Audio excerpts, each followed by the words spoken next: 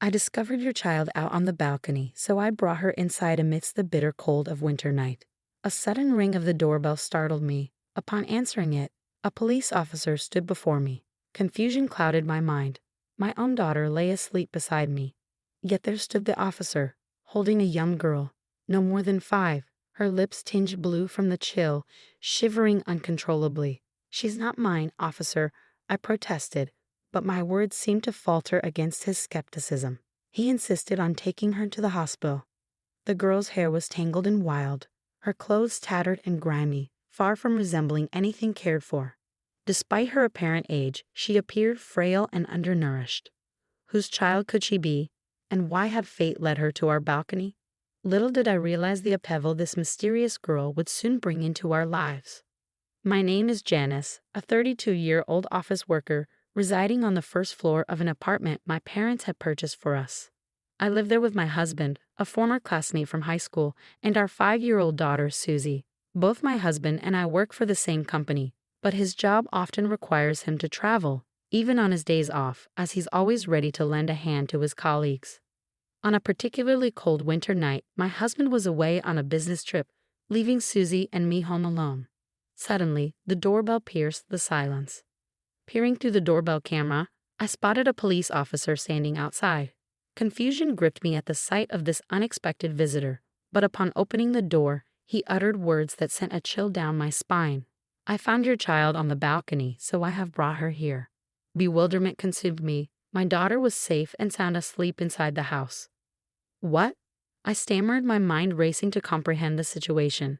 The officer's expression mirrored my shock, but it was I who felt utterly bewildered. How had a child ended up on our balcony while I was unaware, sound asleep? The officer stood before me with a girl of about 5 years old, her lips trembling with cold, a bluish hue casting shadows on her delicate features. The frosty air hinted at the possibility of snow. "She's not mine. I don't know her," I insisted, but doubt lingered in the officer's eyes even after my words. "Nevertheless, I'm taking her to the hospital," he declared firmly. Moved by the sight of the shivering child, I hurried to fetch a warm blanket from the depths of the room and enveloped her fragile frame within its comforting embrace. Her tiny hands, icy to the touch, clenched with a silent resolve, while her tearful eyes remained stoic, her lips quivering in silence. Her disheveled hair and stained clothes, riddled with holes, bore witness to neglect, hinting at a life marred by hardship. She appeared painfully thin and unnaturally pale, evoking a wave of compassion within me. Who was she? And what cruel twist of fate had led her to our balcony? The questions weighed heavily on my mind, each one accompanied by a pang of empathy for a child of the same age as my own daughter, enduring such suffering. Sleep eluded me that night, consumed by worry for the mysterious girl's well-being. A warning rang out, prompting a call from my husband. "Anything out of the ordinary while I was away?" he inquired. "Actually, yes. There was a peculiar incident involving a young girl on our balcony. The police intervened and took her to the hospital," I replied, taken aback by the unexpected turn of events. "Why didn't you look after her yourself?" he questioned, his tone edged with surprise. "What? She was a stranger. What could I do?" I defended, feeling the weight of his accusation. "But you're a mother too. You could have offered her comfort instead of involving the police," he countered sharply. Confusion clouded my thoughts as his sudden anger caught me off guard. How did he know the girl's age? We hadn't discussed such details. Seeking clarification, I pressed him for answers, but his response lacked coherence. "Actually, she's the daughter of an acquaintance. Her mother is absent, and I felt compelled to help," he admitted, his tone softer now, tinged with remorse. "But yesterday, you seemed intent on taking care of her," I protested, struggling to make sense of his conflicting actions.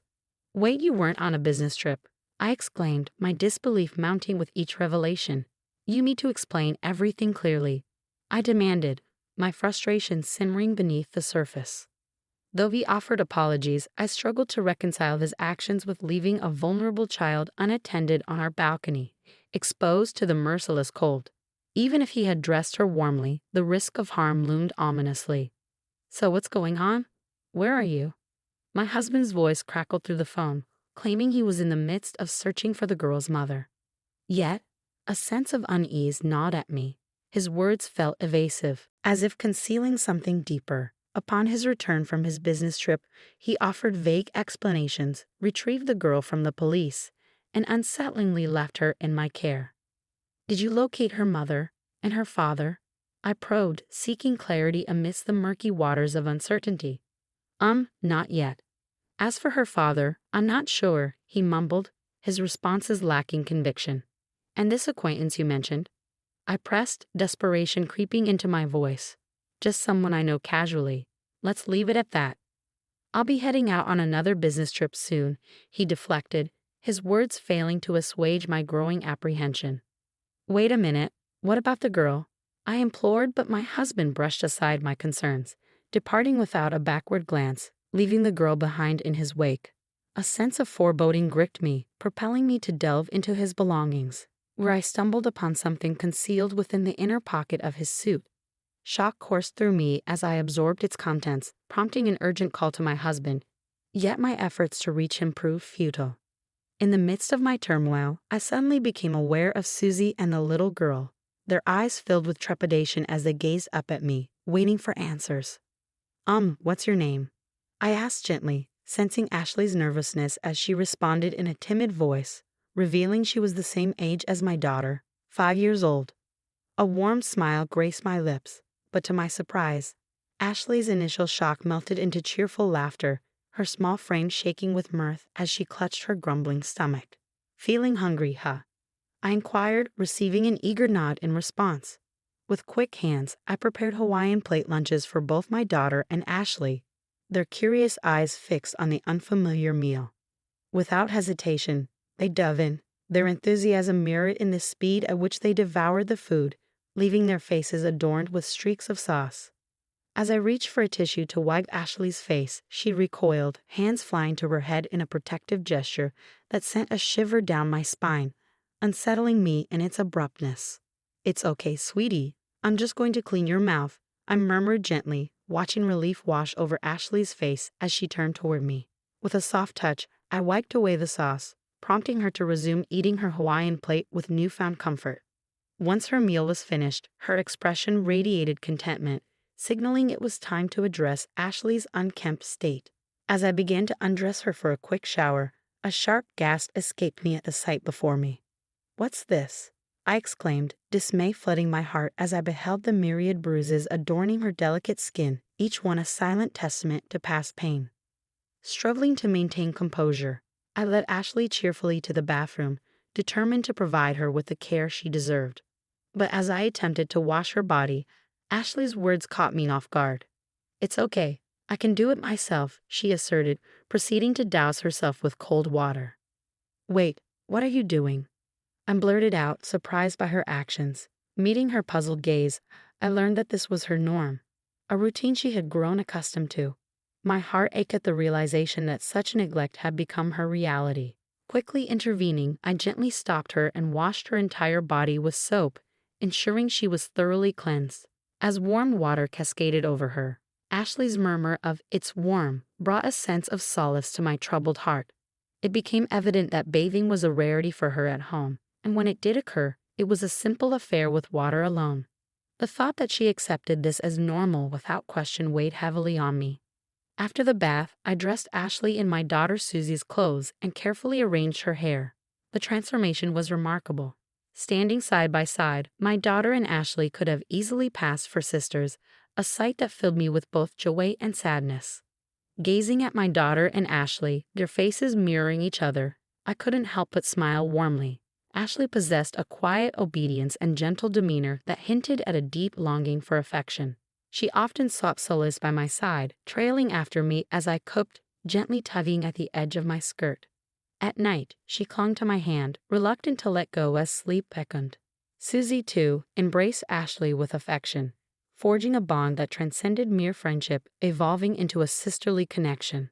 Days turned into weeks, yet my attempts to reach my husband proved futile.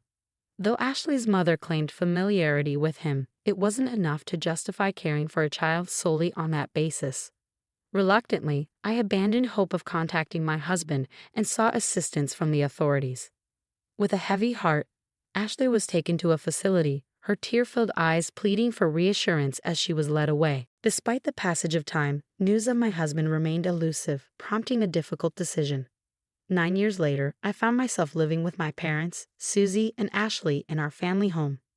In a heartfelt decision, I had officially adopted Ashley after her time in the facility. Embraced by the love of our family, she flourished, regarded not as an outsider but as a cherished member. As the years unfolded, Susie and Ashley grew up as sisters, their bond deepening with each passing day. Their shared dream of modeling became a reality, gracing the pages of magazines as beautiful junior models, stepping into the glamorous world with confidence. Radiant with joy and fulfillment, they epitomize the essence of thriving and embracing life's opportunities. One day, a familiar yet unexpected sound echoed through our family home, the doorbell. As I opened the door, my gaze met the weary countenance of my ex-husband, Philip, accompanied by a stranger named Joanna. Preferring to avoid confrontation in front of the neighbors, I invited them inside, leading them to the living room where they settled onto the sofa, tension thick in the air. With a suddenness that caught me off guard, Philip spoke, his words carrying a weight of revelation. "In truth, Ashley is my daughter," he confessed, his tone devoid of remorse for his 9 years of absence. Stunned into silence, I could only manage a heavy sigh, my mind reeling with disbelief. "She bears a striking resemblance to you. I had my suspicions," he continued, his gaze unwavering. As I sought clarity, Philip confirmed to Joanna's presence as his current partner, initiating the tale of their tumultuous journey. He recounted how they had met at a bar where Joanna worked part-time, their relationship blossoming despite the knowledge of his marital status.